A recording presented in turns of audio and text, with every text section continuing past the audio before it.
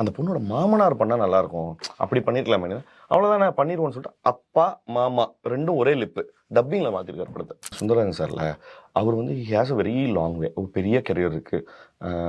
So அவர் வந்து எப்படின்னா நீங்க ஒரு என்ன சொல்றது, ஒரு அவ்வளோ எக்ஸ்பீரியன்ஸை உள்ளடக்கி இருக்கிற மனுஷன். அவர் வந்து ஒரு ஷார்ட் கேப் இருந்தா அந்த கேப்ல ஒரு படம் உருவானது விதத்தை பத்தி சொல்லிடுவாரு.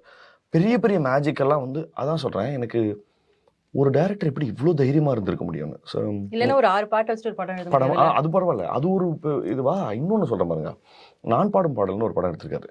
அதுல வந்து ஒரு கதை ரெடி பண்ணியாச்சு. என்ன கதைனா, அவர் வந்து என்ன சொல்றது, ஒரு கல்யாணம் பண்ணி வைக்கிறார் பொண்ணுக்கு.